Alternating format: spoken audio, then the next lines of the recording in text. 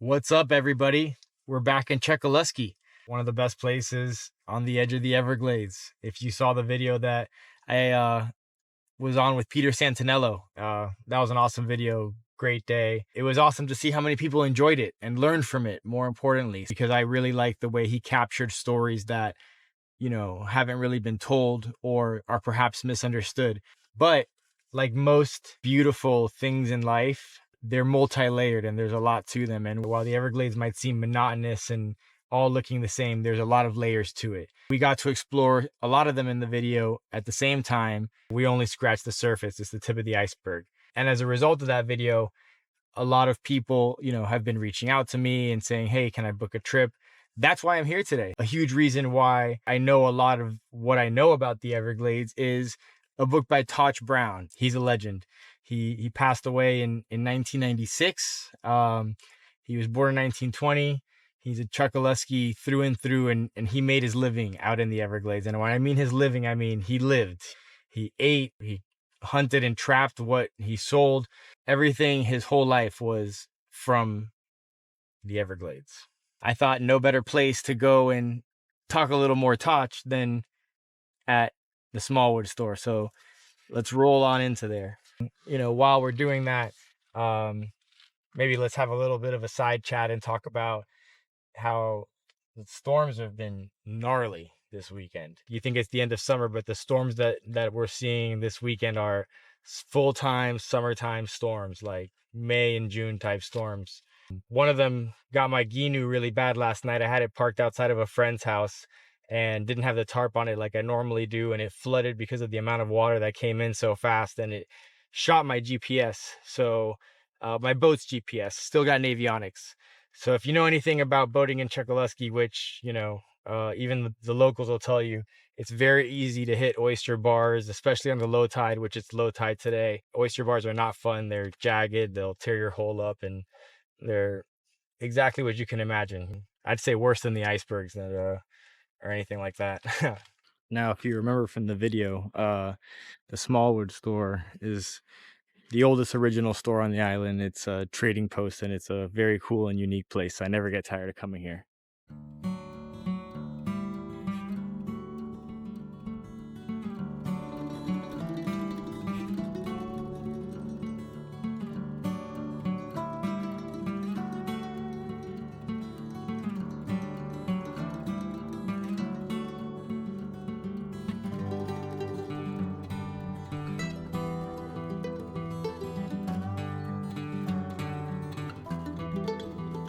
So this is Totch's book that I was talking about. This is the legend himself, the storyteller, and the Smallwood store. So, like I said, it's an incredible story. It gives you real in-depth perspective to what it's like to live in one of the most inhospitable places in the world. When he returned to Chokoloskee, he retired from fishing and deer hunting, but he kept his boats running, often taking writers and others on tours of his old haunts. He also wrote a book about his exploits entitled Totch, A Life in the Everglades. Totch Brown, a true pioneer, an amazing man who's been through more hardship in these islands than we can imagine.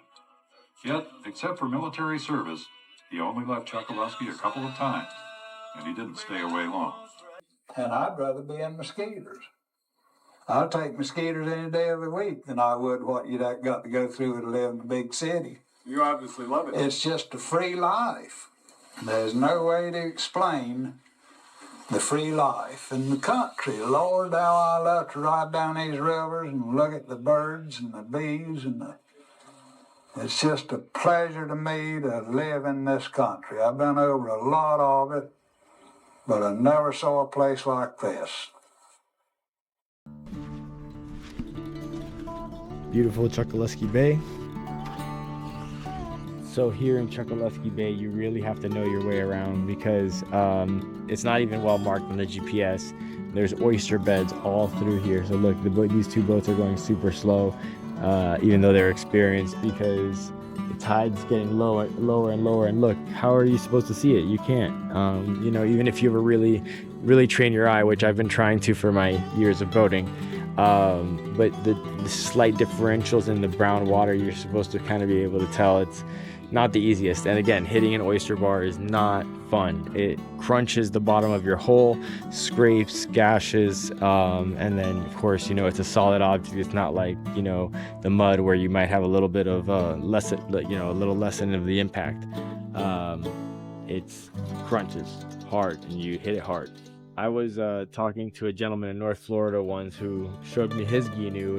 It was an older model, which was super cool to see. He had a jack plate on it and the engine was up so he could run, and he told me 5 inches of water. And I was like, oof, wow, you know, like that's going full speed, and if you're running at 5 inches, what if you hit an oyster bar? And said, oyster bars? How are you supposed to know where they are unless you hit them? Funny stuff. You know, I went back to try to catch the Totch video playing in the Smallwood store at the point where it talks about, or Totch talks about how there's no amount of money that you could pay him to live in the big city, Miami. Totch was just saying how he'd rather sit on a bank here of an island covered in mosquitoes and try to kill a curlew or an ibis and sit in traffic in a city like Miami.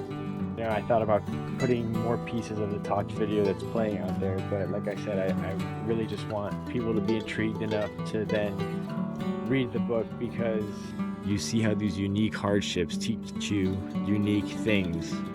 The bugs in the Everglades can be really bad. They're probably the worst of anywhere I know, maybe except, you know, some swamps I've been in North Florida at certain times, but sometimes there's more bugs than air, and you have to watch out how you breathe, because you're definitely going to breathe them in. I get it if you're not used to it, you know, if you start thinking about them, but if you're focused on what you're doing, you start to not notice them more and more for sure. And kind of like how Totch says in his book, you know, if you're sitting there playing checkers, yeah, the bugs might bother you, but if you're skinning an alligator trying to get away from the park ranger and the law, trying to make your living, I don't think you really think about the bugs too much. I'm Miami born and raised. I'll be Miami till my last. Miami runs through my veins.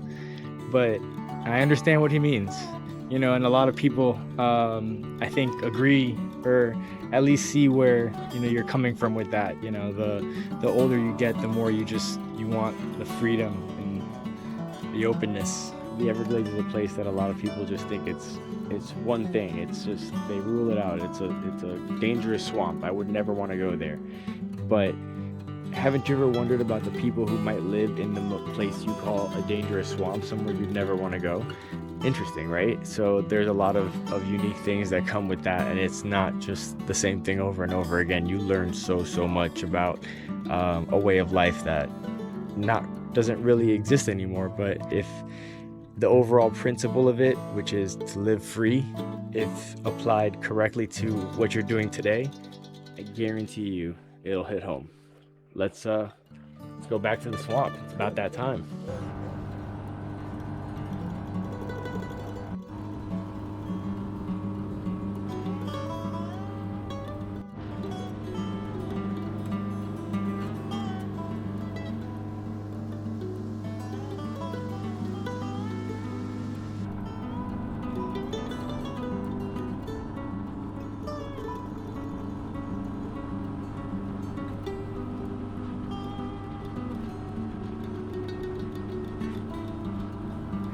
So I dropped the clients out on the tour here on beautiful Pavilion Key.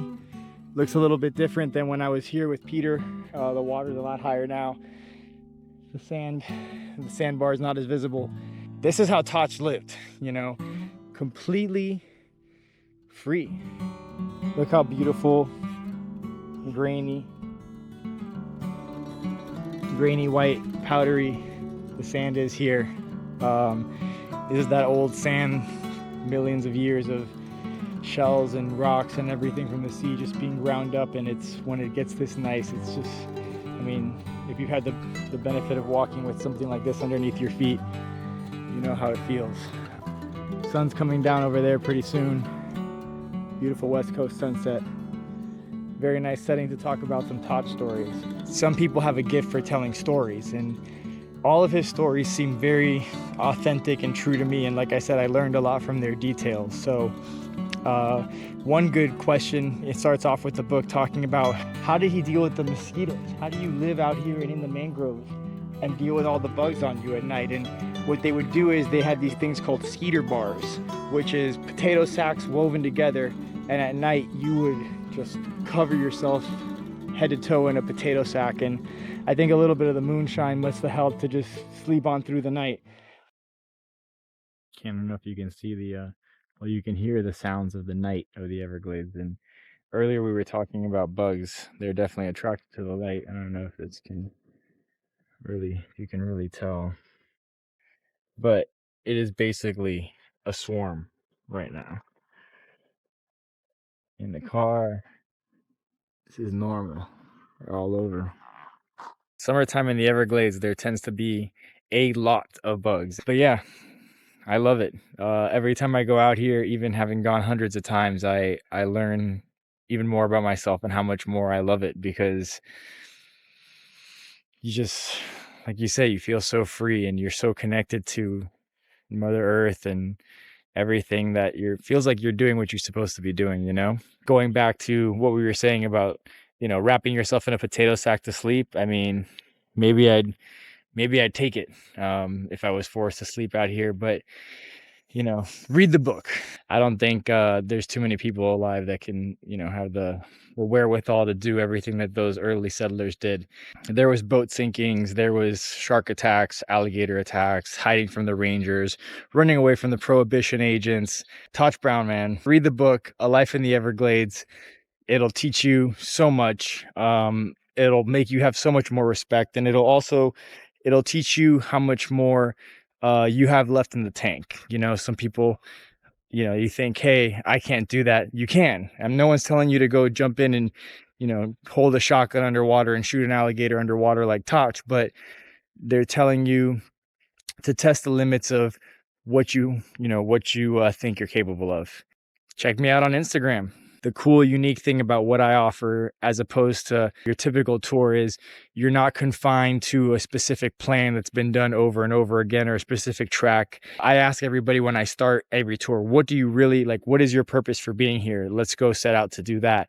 I'm your captain and I know my way around, and I'll show you, how to get to point A to point B, but ultimately we get out of it what you want to get out of it. It's so awesome to see the look on people's faces when they're like, look at this never-ending, eternal, untouched wilderness.